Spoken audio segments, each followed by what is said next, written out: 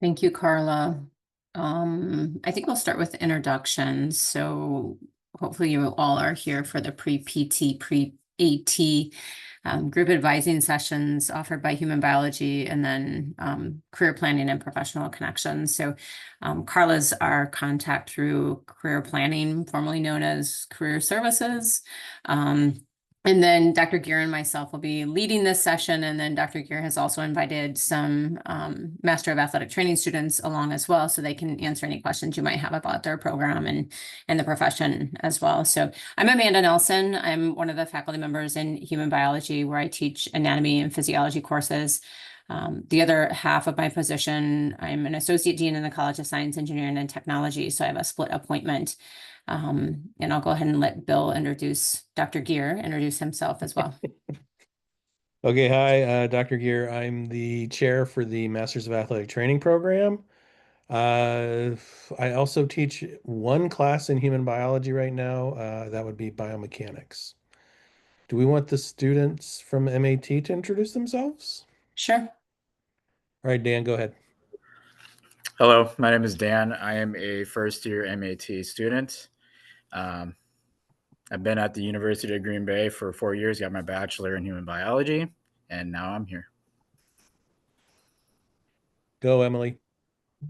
I am one of the second year students in the Massive Athletic Training programs. I also went to GV for my undergrad. I got my bachelor's in human biology, emphasis in exercise science, and one more semester, then I graduate, then we're done. And I see Caroline too. Yeah, I'm on here. I'm also a first year in the Masters in Athletic Training program. I did not do my undergrad at UWGB though. I did my undergrad at River Falls, UW River Falls. So I have a little bit different experience than Dan and Emily do. Is that everyone, Dr. Gear? That's all I saw, yeah. Perfect. Hopefully you can see my screen at this point. Carla will be sharing all of the slides, so don't feel like you have to take rapid notes as we're working through this. She'll also share the recording from tonight's session, along with a couple of handouts that we're hoping you find really helpful as you try to navigate your plan through either physical therapy or athletic training. And so you'll notice on many of our slides, half the slide is geared towards physical therapy students or pre-physical therapy students, and then the other half of the slide is geared towards pre-AT students. And so you'll just have to kind of bear with us as we kind of bounce back and forth between the two. There's a lot of commonalities, which is why we brought this session together for both PT and AT. And it might be informative for someone who might be on the fence on which profession they would like to pursue. So I think some of the preparation that you're going to do in order to apply for some of these professional programs is going to be very similar between the two. So we'll kind of step through that. So our goal is to kind of talk about your academic plan and how you're going to set that up over the next 3 to 4 years. What are the extracurricular activities you're going to want to get involved in? How do you pursue letters of recommendation? What the timeline is going to look like in terms of applying to a professional program in PT or AT. And then what you're going to want to include in that application. Do you need to take a standardized test? Do you not? And so we're going to step you through that process as we work through these slides. If at any time you have questions, I'm happy to field those questions as we go. So you can either throw a question into the chat or you can raise your hand or whatever it might be. And we're also happy to, at the end of the presentation, to field questions as well if they come up. So to start off with, just talking a bit about academic plans. Here at UW Green Bay, if you are considering pursuing a pre-PT academic plan, you would typically be a human biology major with an exercise science emphasis. That's not to say you can't be a different emphasis. So some of our students will be health science emphasis or general emphasis, but most of our pre-PT students are exercise science emphasis. Just wanted to draw your attention to a few things. So if you do pursue the human biology degree with an exercise science emphasis, there's a few courses that are not required in that major that you would still want to make sure that you tackle prior to graduation because they are prereqs for PT programs. And so I mentioned those here on the slide. We don't have a psychology requirement for the human biology exercise science emphasis, although you can take one upper level psychology course and count it towards your upper level elective. So a lot of students will take like intro to psych as gen ed, and then they'll take abnormal psych. I think it's called something different now, pathopsychology or something like that. Or they might take like sports psychology or something along those lines. So you are allowed to take like a psychology course and count it towards an upper level elective, but you're not required to do so in our major. In addition to that, a lot of PT programs require an anthropology or sociology class. So as you're working your way through your general education classes, you'll want to think about taking one of those courses as well. And then we don't require Physics 2 in our sequence for the human biology exercise science emphasis. But if you're thinking of going to a PT program, I would say the majority of PT programs are going to require a Physics 2 course. And then I mentioned a couple, one recommended course, medical terminology. We don't have med term in the human biology major. A lot of our students will either take it at NWTC, or we have 2 programs on campus that offer a medical terminology course. The HIMT program and the nursing program do as well. And if you're wondering what course that is, we're happy to give you direction to navigate that.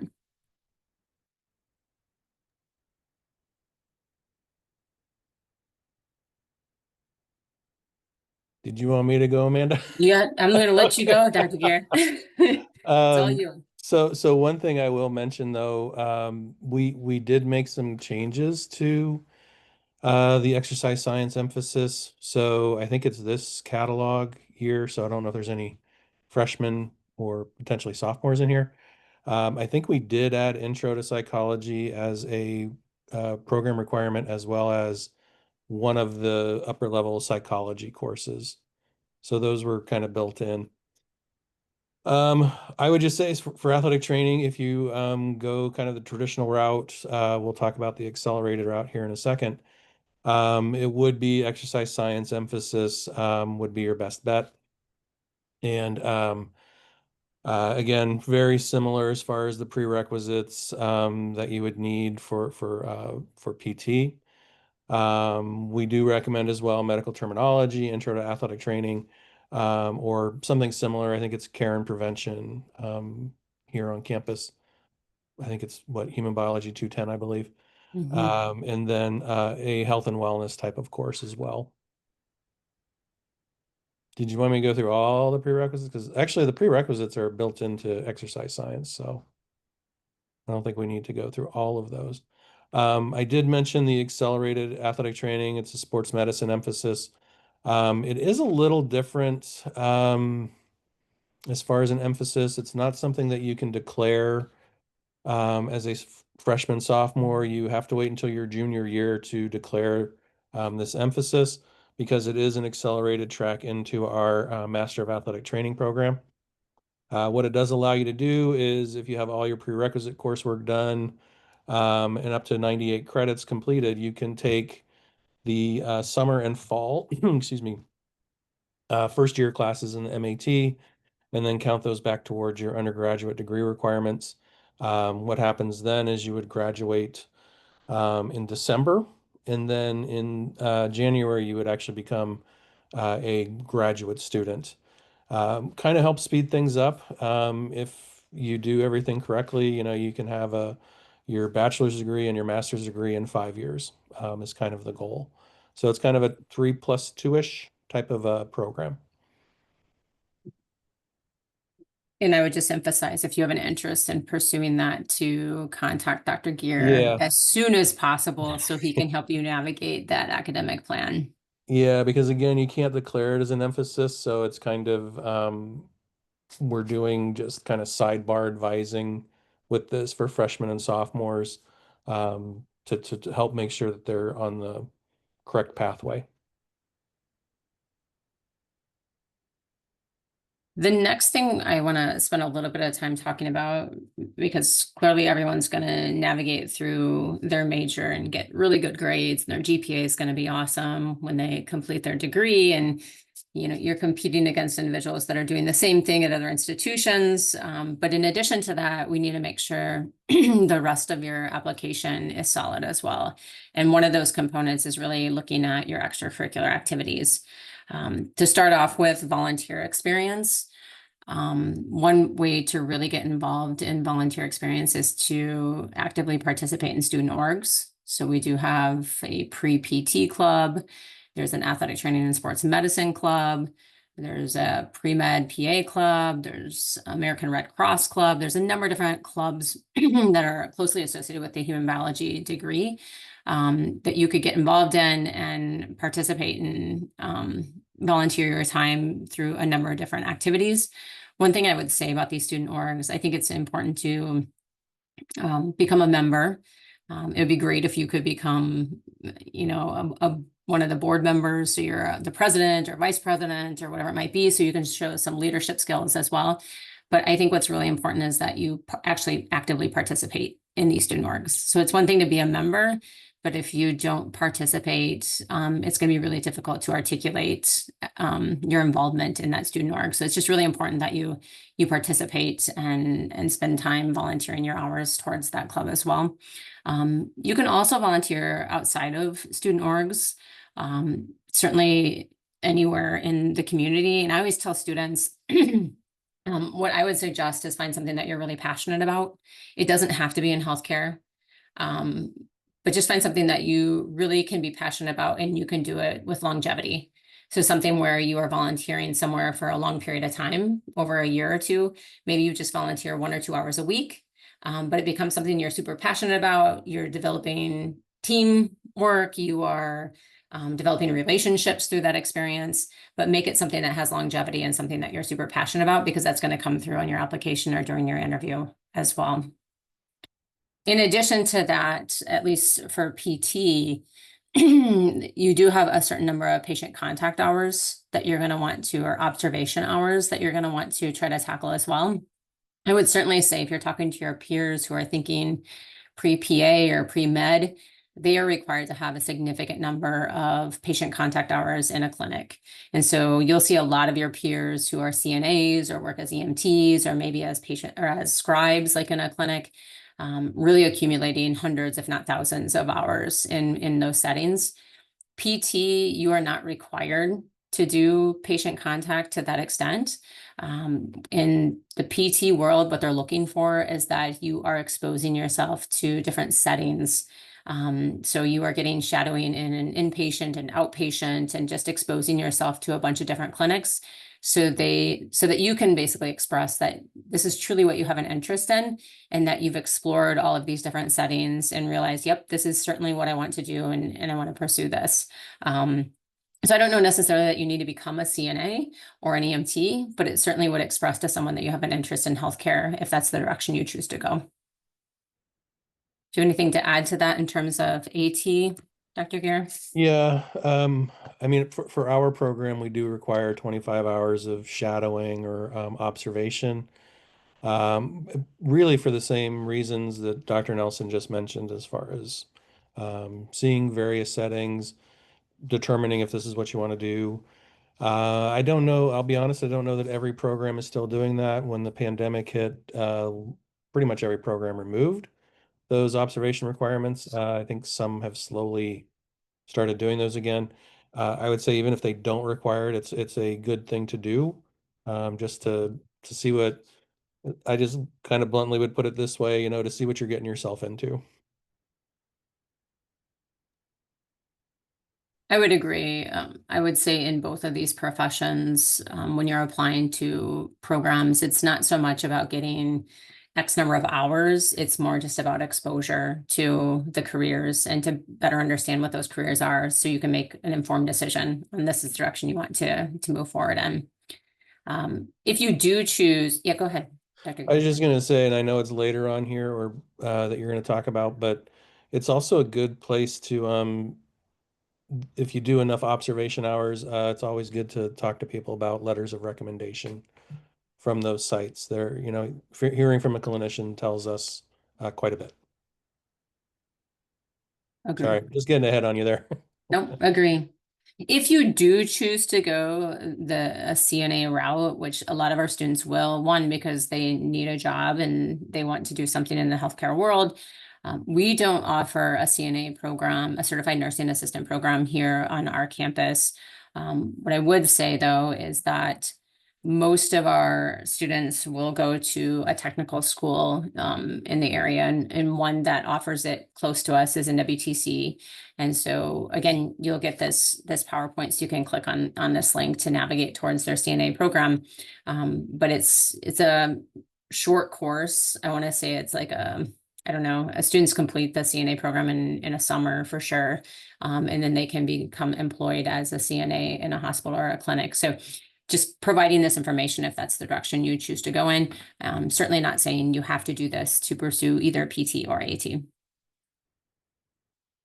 In addition to volunteer experience, patient contact hours, Dr. Gear touched on a little bit, shadowing, internships. Some PT programs will require a handful of inpatient and outpatient hours. I believe a lot of programs will be like 20 hours in both of those settings. So it's not a ton of hours you need to accumulate, although it's difficult to get into an inpatient clinic in order to gain those patient contact hours. So we will talk about how you would pursue that or give you some information on contacts on who to reach out to pursue that. But typically it's a pretty minimal or modest number of hours that you would have to accumulate. What I would say about those shadowing experiences, even though it's not required, you are competing against students who are going to have hundreds of shadowing hours, both inpatient and outpatient. So I think it would be a good thing for you to get into the clinic and experience both in both settings, regardless if it's required for a PT program or not.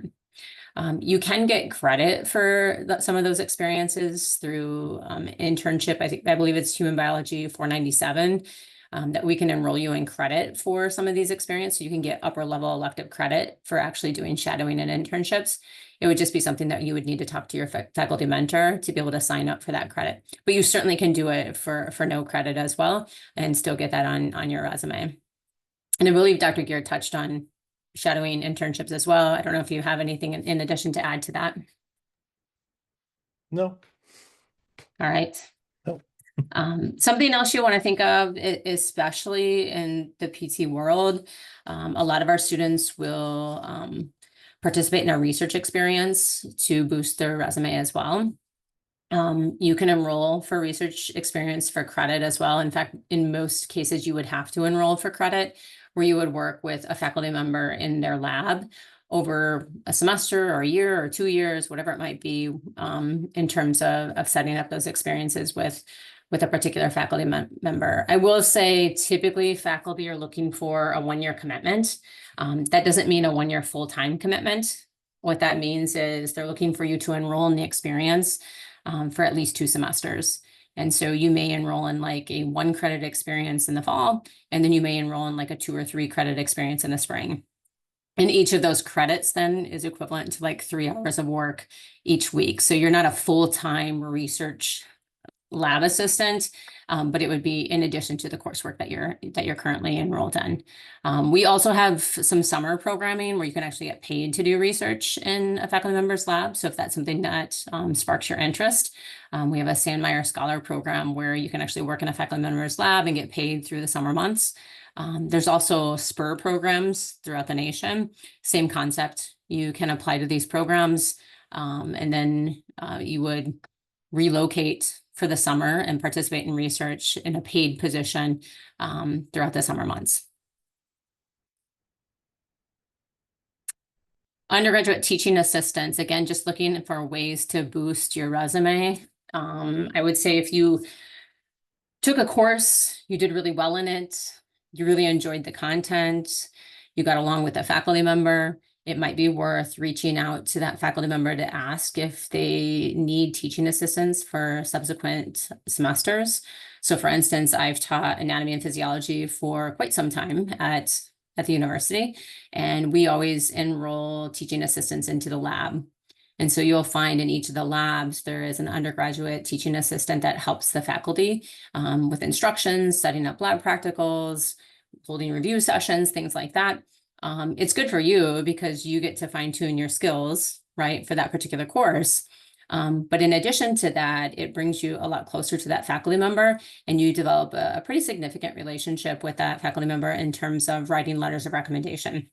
So now not only were you in my class and you performed really well in my class, now I'm engaging with in activities with you in my lab, and that is allowing me to witness a lot of other characteristics that you might have, and it allows me to write a better letter of recommendation for you. So it's an opportunity to boost your resume as well. We also have a cadaver dissection course on campus. So if that's something that's interesting to you, it's usually juniors and seniors that are enrolled in that. It's by instructor approval only. So if that's something that you think you want to enroll in, I would just tell you to send me an email, and I'll make sure your name gets on the wait list for that. And then hopefully we can get you enrolled in that in your junior or senior year. But again, a great opportunity to put on your resume in order to put your application together and make it really competitive. And then travel courses. This is kind of coming back to the scene after COVID. I feel like when COVID hit, travel courses all went away and we weren't really doing so much of that, but we're actually running a travel course this January to Thailand. And so I would just tell you to if that's something that interests you, to kind of have it in the back of your head. If something pops up, some of them are service types of travel courses. Others are more academic related and cultural related. So it just depends on what your interest might be. But again, another opportunity to boost your resume, to get to know a faculty member better, which then would support your letters of recommendation as well. Anything to add to extracurriculars, Dr. Kier? Nothing? No. Next step. So you have taken all your coursework and done really, really well in it. You did all the extracurricular activities. So you have your resume put together. As you're approaching your application time slot, you're going to want to then start to think about the GRE for PT programs, at least. In terms of taking the GRE, you would be taking the general test. So the GRE does have a science test. That is not the test you would be taking. You want to take the general GRE test to qualify you for a PT program. There's a bunch of different types of study materials or ways to navigate studying. I certainly would start talking to peers that have pursued PT programs, or I can put you in touch with like alums that have taken the GRE tests to help you kind of navigate that. The biggest thing I could probably tell you in regards to the GRE is that you have to take practice tests. I think if you take a practice test, you'll have a really good feel for, what you're good at, where your deficiencies are, and then you can better prepare for the exam as you move forward. It's important to note that your scores that you get for the GRE are really only good for about 5 years. So if you have a student who is coming back to school over an extended period of time and they took the GRE 6-7 years ago, you're typically going to have to repeat that GRE test in order to apply to PT programs. And then I just put at the bottom of this slide what the scale is for the 3 sections of the GRE then. Do you require the GRE for the MAT program, Dr. Kier? We do not. And I do know there's also some PT programs that aren't requiring it anymore. So I would just advise to, check the requirements for the schools that you're applying to. But no, I don't know of, honestly, I can't think of any athletic training programs that require it off the top of my head. And that's a fair point. I think saying like, just check the schools. But what I would say to students is, don't only apply to schools where you don't have to take the GRE. Right. Like, don't avoid it like the plague, just so you don't like, I don't want you to eliminate certain schools from from your application process just because you decided not to take the GRE. So certainly pick the schools that you're interested in going to, and then evaluate whether or not a GRE is required, and then navigate it from there. But fair point. Well, and man, I could be wrong about this, but if I know when I took it, you had a limited number of schools that you could send the free results to. Maybe that's changed. But that's kind of why I brought that up too. So if you know a school that doesn't require it, you don't necessarily have to send it That's fair. to them. Yep. But I don't know if that's changed. I'm honest, I haven't. It's been a while. And some of those PT programs too, like they have a pretty minimal requirement in terms of what your score needs to be. They're more after, they want to see that you can perform reasonably well on a standardized test. But a lot of times it's like, did you take it or did you not take it? Checkbox, right? To try to navigate it. But I'm certainly happy to talk about the GRE later as you prepare for it too. So you took your coursework. We have our extracurricular activities. You did well on the GRE, and now it's time to ask for letters of recommendation. Typically speaking, at least for physical therapy, you're going to be looking for roughly 2 faculty and 1 clinician is usually what the pre-PT students ask of letters of recommendation. I believe it's up to 5 letters that you can request. But what I will tell you is that if you have like 3 really good letters of recommendation, and you have 1 person that you think could write a decent one, but you're not really sure how good it's going to be, I would leave off that 4th one. You don't want any red flags on your application. So if you can have 3 solid letters of recommendation, that's what I would go for.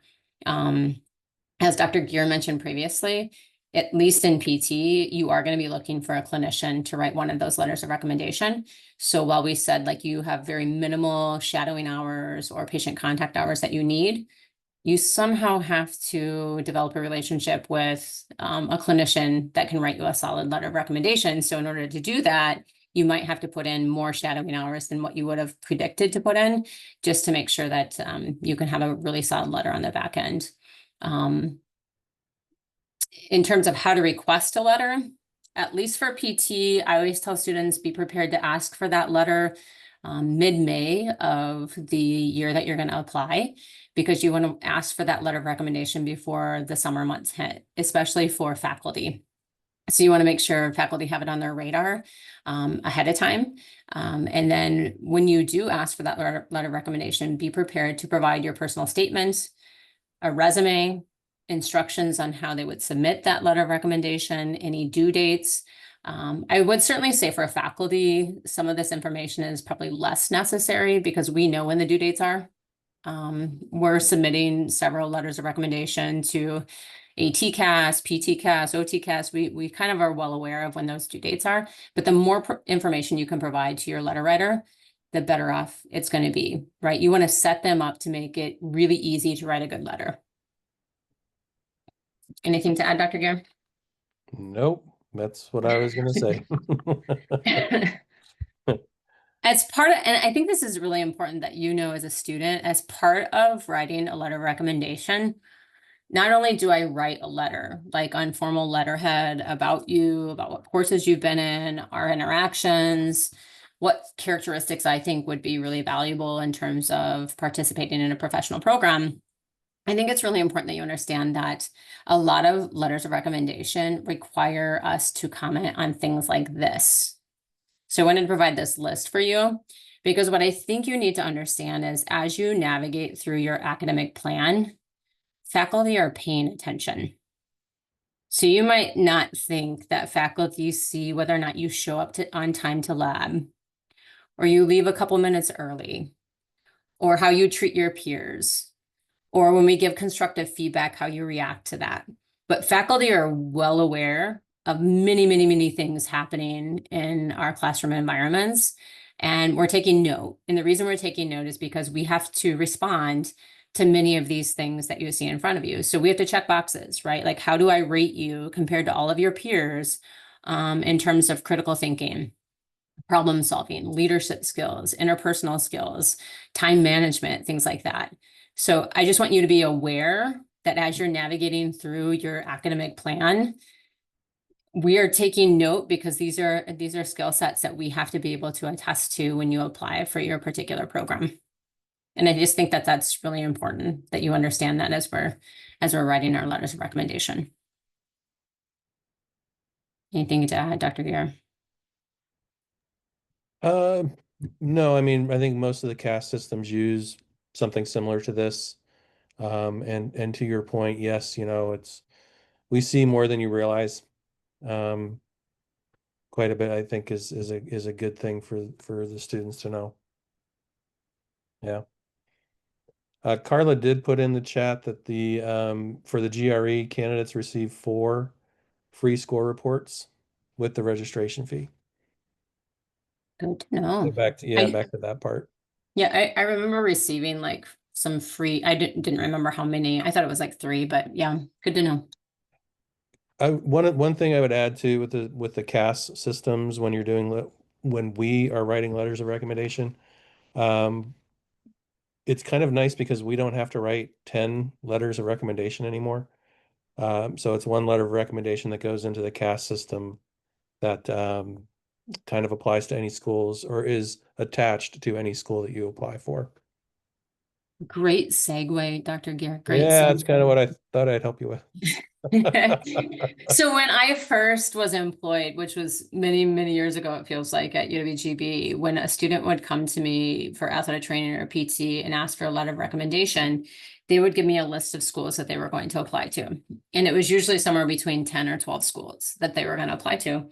So for every single student, I had to write an individual letter to each school and put its correct address at the top and put them all in 10 or 12 different envelopes and stamp them and send them all in. And it was quite a tedious process. And that's not how it is now. So when Dr. Gear said all the CAS systems, this is what he's referring to. So there's a PT CAS system, there's an AT CAS system, OT CAS system, where I have my own file through them, and so does each student, right? So we each have our own site to go through PTCAS.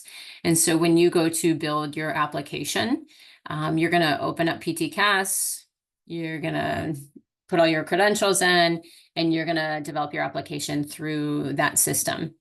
And then what you're going to do after you have requested a letter of recommendation from a faculty or whatever it might be, you would then enter in that faculty member's contact information into the system. At that point, PTCAS sends me an email and says, Emily or whoever, right, has requested a letter of recommendation.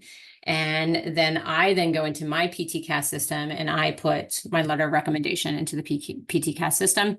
And then when Emily applies to AT programs or wherever she applies, the application in its entirety, including all of the letters of rec, would then go out to each school that she applies to. So it's a really automated system and made our lives so much easier than what it was in the past. A few differences between the two systems. So again, I put the links here in this website, but the application cycle for PT typically is going to begin, I think last year was, or this year was June 16th, but it's right around the June 15th deadline. And so what I would suggest is that you are aware, and we'll talk about the timeline on the next slide.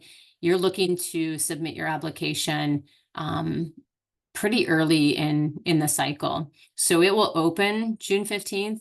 You should be prepared to start putting your application together on June 15th, right? Uploading your letters of rec, all of your courses and your grades, your extracurriculars and so forth. And then what happens with the PT system is that after you submit your initial application, if a PT program is interested in you, typically they will have a supplemental application that follows. And so you'll find a month or so later that PT programs will be reaching out, asking you to fulfill a secondary application. Anything to add, Dr. Kier? Maybe not for me, but could I have one of the students comment about this?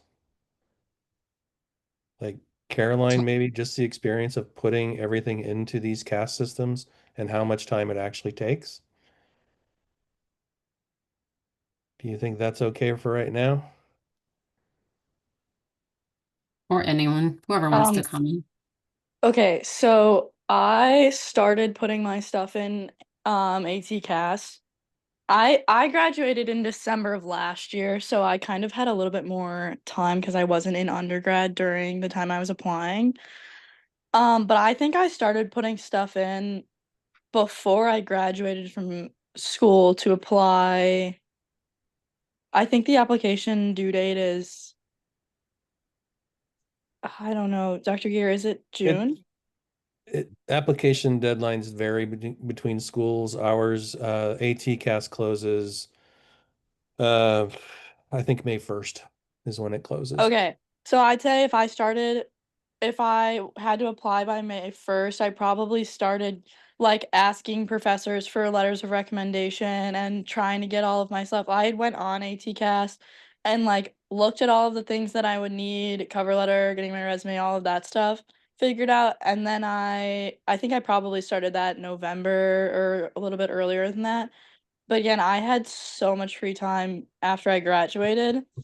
So if you're doing it and you're still in school and you're still in classes, I would recommend starting probably even before I did in November. I would probably start doing it at October, which is right now, but And it does depend on the program. So PT, usually they're making decisions. Some schools are doing early admissions decisions last month. So something to consider there too. It just takes a lot of time to put the information in, unfortunately. yeah, and if you're asking for like when I originally asked my professors to write me a letter of recommendation, I had asked the head of my program and I followed up with him a couple times. He told me he would write me a letter of recommendation and I ended up having to have somebody else write it because he just fell behind. So making sure you ask somebody early on and getting your letters early on because you're kind of relying on somebody else for that. Like a lot of the things that are information that you need to add, but some things like your letters of rec are not things that you're adding, it's things that they're adding. So it's like very important to get on your professors about that. I'm not saying like bother them. I'm just saying like make sure you ask them and follow up and stuff like that. Thanks, I Caroline. think, yeah, I would say that is a fair. It's only, you're asking for one letter of rec, but in the hot time of when letters of rec are due, I probably have 20 to 25 letters to write that are on my table at any given week. And so me just trying to manage that, I just ask for enough forewarning. A 2-week notice would be the minimum that I would give someone for a letter of recommendation. And then I always tell my students, if you haven't heard from me as the deadline approaches, I take no offense. Please send me a message and let me know whether or not it's been submitted. Because I just want to make sure I don't drop the ball for you. But just be aware, a lot of times it's not because the faculty doesn't want to write the letter. There's just a lot going on and we're trying to manage our time the best we know how. But I think case in point, Dr. Gear was trying to make is that, and we joke about it, but putting together your application through any of the CAS systems, it's like a part-time job.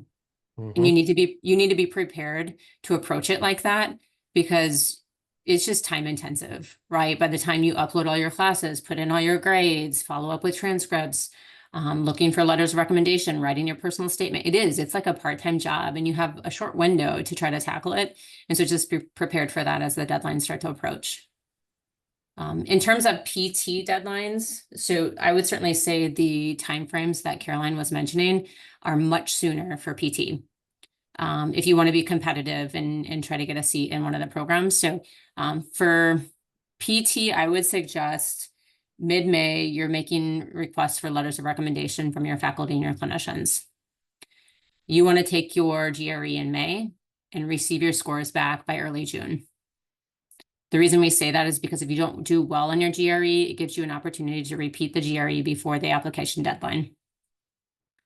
During June of the year that you're going to apply, you're preparing your personal statement.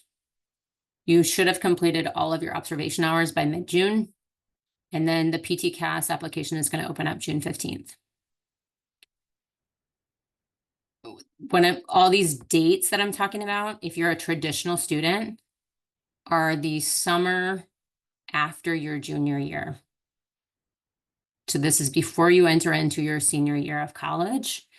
We are doing all of these things. So when we talk about observation hours, extracurricular activities, getting letters of rec, you really have a 3-year window to tackle all of that in order to prepare yourself for a traditional 4-year application. And then in terms of PT, you want your application to go in by the end of July.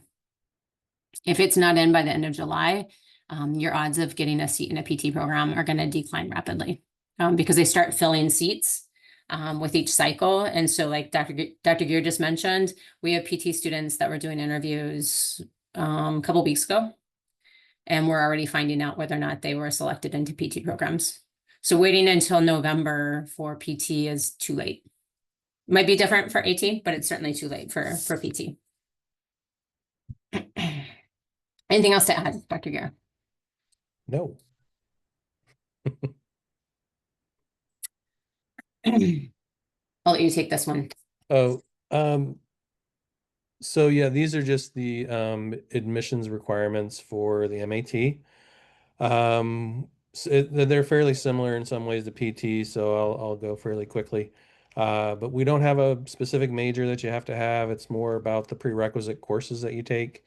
What's kind of nice with exercise science is it lines up with the prerequisite courses that you would need. So general biology, physics, A&P, stats, chemistry, psychology, nutrition, exphys, and biomechanics.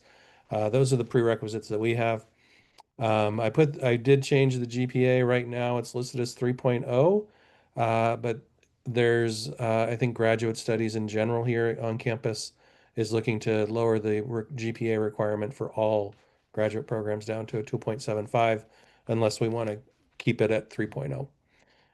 We have 25 hours of observation that we ask you to do. Again, that's somewhere where you can get the letter of recommendation from the athletic trainer that you do the supervision or that you do the observation hours with. It was Dr. Nelson mentioned, yeah, I mean, we have a minimum of 2 references or 2 letters of recommendation. I would, if you do 3, great, but I would probably stop there because you never know. There's always that wild card where we may get too much information about you that you didn't want us to know, or that just things happen. So 2 are very good. We do want 1 from faculty and then 1 from a clinician, so from an athletic trainer in particular. Personal statements, those are things that go into the CAS systems. I believe PT CAS probably has the same requirement. That's basically just you telling us why you want to go into athletic training. One note with that, with the CAS system, what I would recommend is don't write it to a specific school, because again, you're probably going to end up applying to 5 or so or more schools. And if you say, I'm writing this letter for admission to the University of Wisconsin-Madison Athletic Training Program, that tells me that you're really not interested in us. So you might want to be careful about writing those things. You don't want to write it to a specific school. And then your transcripts, which if you are a GB student, automatically get transferred over to grad studies. So there's no having to pay the parchment fee for those things. That's all I got. And then I'll just point out, I just pulled from UW-La Crosse's PT website, what their minimum requirements are for their program. So again, they don't have a preferred major either. I mentioned the prereq courses here that we had talked about previously. Their minimum GPA is a 3.0, and then you can see what they're looking for the GRE as well, that you take that GRE. They've actually eliminated observation hours for their PT program. That's not to say there aren't students coming in with observation hours, but they've eliminated it as a minimum requirement. You need 2 references, a personal statement or narrative as well, and transcripts. And the reason I bring this up, this is the minimum admissions requirements. And I think a lot of people use that as like their threshold. Like if I can get above this, I'm going to be ready to go into a PT program. What I want to point out though, I pulled the profile of matriculated students into the PT program at Madison. So this is the cohort of students that's actually PT students and were accepted into the program. Mention their age here, where their undergraduate school is, their major, and so forth. But if you remember on the previous slide, the GPA minimum requirement was a 3.0. The average GPA of students entering into the Madison program is at 3.74. So if you're shooting for the minimum threshold, it's probably going to be really hard for you to be accepted into this program. The GRE, I mentioned here what the scores are, what the ranges of scores are for those entering into Madison. average PT observation hours. Remember on the previous slide where I said like lacrosse, you don't need observation hours. Madison, you don't need them, but this is who you're competing against. Individuals that have 350 observation hours. They accept, or they have over 200, almost 300 completed applications, and they admit 40 students into their program. So my point, I'm not trying to scare you, but what my point is that when you see a minimum threshold or the minimum admission criteria, it's really important that you strive for something above that, because you're competing against students that have thresholds that are much higher than what that is. And so I just wanted to draw your attention to that. Couple of last slides, just trying to draw your attention to a few other things. And I kind of mentioned this previously as well with that little checklist that I showed you in terms of like character. I think it's really important that you understand that you're being observed by faculty, staff, clinicians all the time in a number of different settings. And so just being really aware of that. The other piece I would say, at least for PT, it is likely that you are going to be asked about your commitment to either diversity or cultural competence. Meaning, what experience have you had working with individuals of diverse populations or special needs? It is likely going to come up directly either through the application or through an interview question. And so I just want to make sure that you think that through. And so you have a comprehensive response to when that question comes up. And if you don't have any experience, it's time then to kind of seek out an experience that you can work with a diverse population or individuals with special needs. So it might be something where you're volunteering at a nursing home or something like that, right? Now you can have a conversation about it and you can have a response to those questions when they start to come up. I believe the last thing then. So this presentation is really about individuals that are thinking pre-PT or pre-AT. I think it's important that you understand that there's other occupations out there. This is certainly not all inclusive, right? In terms of what could you do. But if you haven't explored like the occupational therapy world, I'd encourage you to do so. They also have like an OT-CAS application cycle as well. Or if you have interest in that and have questions about it, I'm happy to meet with you and answer those questions.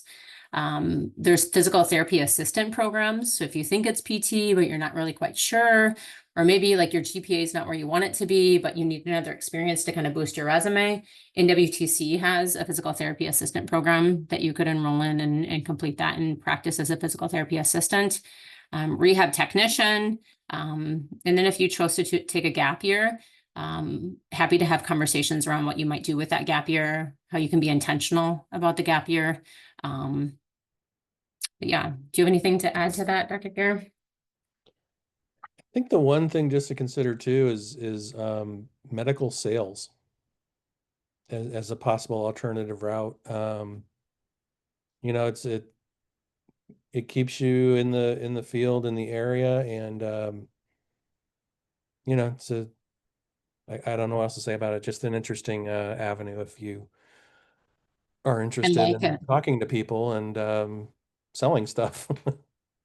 Yeah, Dr. Gare and I visited a local business regarding medical sales, and it was super interesting. I didn't realize that they spent so much time in surgery with physicians. I was like, man, that is one way to get patient contact hours, right? Like, and work directly with physicians and other healthcare professionals. But I had no idea that they were spending that much time directly engaging with healthcare professions. But if you have other questions about that field too, we're happy to address those. So pretty much we tried to address the timeline on which you would go through the application process, talking a bit about letters of rec and extracurriculars, what your academic plan might look like. I guess at this time, we're just looking for if anybody has any questions, and I can't even see the chat, so. Nothing in the chat right now. Does anyone have any questions for us? Or did we like sufficiently overwhelm you at this point? As a reminder, we also have 3 students from the MAT program here, Dan, Emily, and Caroline. And so if you have specific questions regarding that program from a student perspective, I'm sure that they would be happy to address those as well.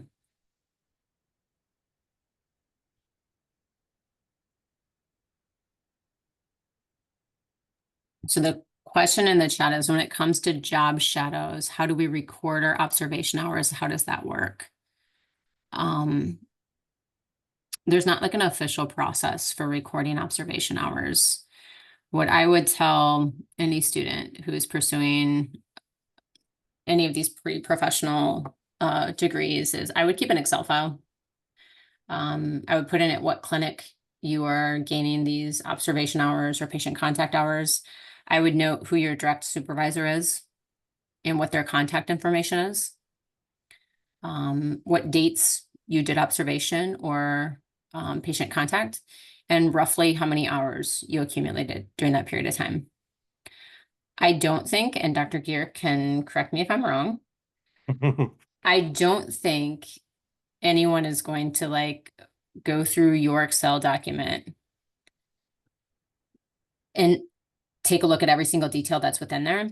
But what I will say is you better be dang close on what your hours are, because if you get audited and someone looks and you said that you accumulated 300 hours at a certain clinic and they randomly call your supervisor from that clinic and that supervisor's like, I've never seen this person in my entire life, that's not going to be good for you come time for your professional degree. Again, Dr. Gear can correct me if I'm wrong, but that's how I would approach. I would say you're correct on that. Realize it's typically a small group of people. We know each other, and it's pretty easy to make contact. I will add, at least I know our MAT and a few others around the country, we actually have a form that we do ask the students to complete, and that the supervising AT in this case signs it and verifies it. Again, that way we know exactly who it was and can kind of go back and check on those if we feel it necessary. At the same time, if a student submits one that's in an Excel file, I'm okay with that. Or even if it's other program, excuse me, documents that simply have the hours listed on them. So. And I would just say the more information you can make note of in your Excel document, the better, because you're going to have to upload all of that information into ATCAS or PTCAS. And so if you get there and you're trying to put in your hours and then it says what clinic, and it says like, who is your supervisor at that clinic? And now you don't know, and now you're gonna have to take time and look up that person and find their contact information. And like, so just including all of that information so it's ready for you to put into the application would be what's key. Mhm. Any other questions?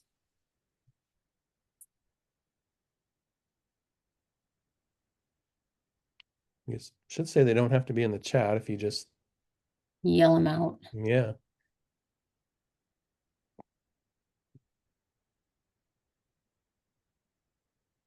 Carly, can I ask, I'm kind of putting you on the spot, but in the past you provided the video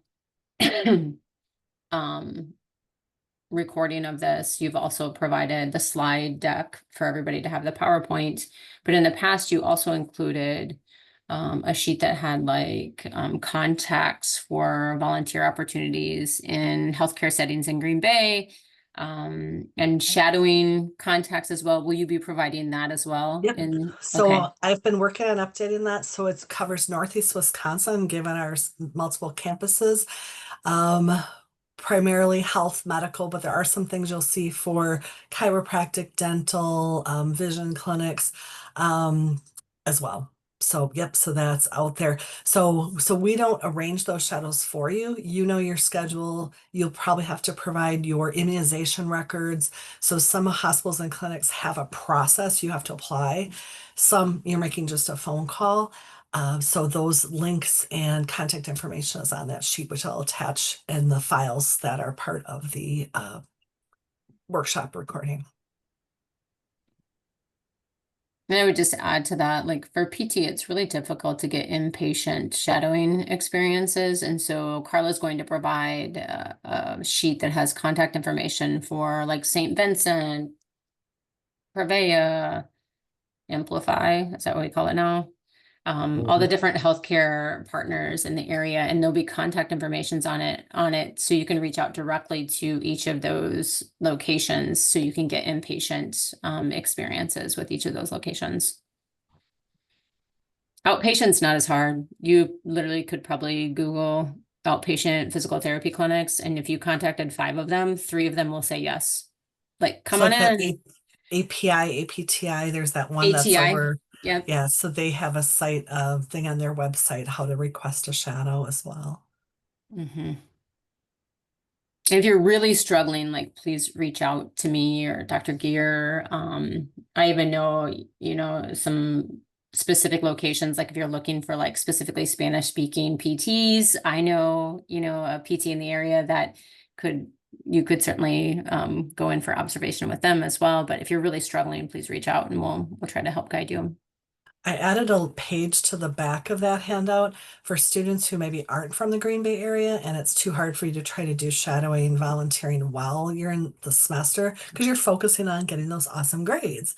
So there's recommendations how to reach out to people. So if you're from, let's say, Illinois, well, there's not Illinois contacts on there, but if you're thinking athletic training, contact your former high school, talk to the athletic director. Who do they have that does the athletic training for their sports teams? You can reach out to your own practitioners and reach out to the clinic that you go to for your physician and say, I'm curious, I'm trying to locate someone to do a shadow for ATPT, OT, whatever that is. So you might have to be a little bit assertive to ask, but nothing will happen if you don't ask. So, and then look at the hospitals and clinics websites, like Dr. Nelson said, Google, such and such clinics. Yeah, so it's not, once students, like I said, talk through it, usually they have no problem finding something. Yeah, I would just add, if you're looking at AT, just contact me and we can point you in several directions here locally. Yeah, I was gonna add to that all of the athletic trainers on campus at GB have done some sort of shadow hours, especially last year. So they've done it before, so I mean, don't be scared to ask them because they always have students or shadow people. So contact Dr. Gear, Dr. Nelson with that, and I mean, or any of the students. I mean, we can't really help that much with that, but we can help somewhat with other things.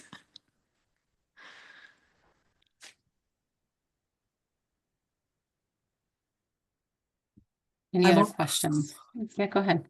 I will put one more plug in. So different things that we can help you with. Those graduate essays. So I tag team with a lot of the faculty where a student, they go through that essay, they've written it. You can set up an appointment with your assigned career advisor to review it with them. We will ask for it 2 days in advance along with a prompt. So it allows us to look at it. Are you answering the question? Are you keeping in the character count? And I joke that we can clean it up a little bit from that standpoint of answering the question. So when you ask your faculty mentor, faculty advisor to review it, they're going to look at it from a different lens because they're the subject matter experts. That, oh, well, you didn't mention about the research we did, with Staphylococcus aureus or something like that, where they're going to look at those details as well as, did you answer the question? Or, oh, you didn't mention about how you've helped with this or you did this. So like I said, so have couple people read your essays. And for interviewing, we have a new platform. So you can schedule mock interviews with your career advisor, but we have a new platform called Big Interview, and they have graduate school interviews in there. And it's a recorded, so you'll respond to questions, it'll record it, and it uses AI. It has a level of detail. I've been doing interviews for many, many, many years. You blinked too many times, you were too fast, you were too slow. It's a really good, it'll tell you what you did well, what you need to be aware of, and what things you need to improve on. And you can re-record yourself. So you can do those interviews multiple times to practice. You can formulate answers. It's a really cool platform on our website under the interview section. So I put a plug in for that too, for ways that we can help you to prepare.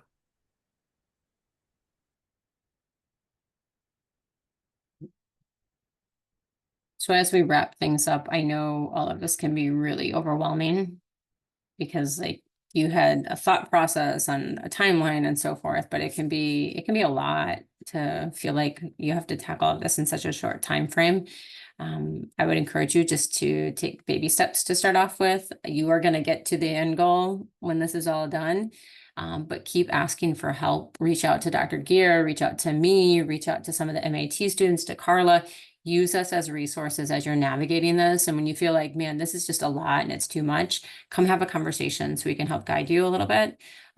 This should not be, and I say this with all of my advising students, this should not be a one-time conversation. This is just like a stepping stone, right? So this is just the initial conversation. So now hopefully you feel comfortable coming to my office or Dr. Gear's office or whoever's to start having conversations on next steps and what you need to do better or different as you navigate over the next couple of years. So I know it can feel like a lot tonight, but I would say just let this simmer a little bit. You know, in a couple of days, go back, rewatch the video, go through the PowerPoint, figure out next steps, but you don't have to do everything in the next week, right? You don't have to align everything in the next week. Give yourself some time.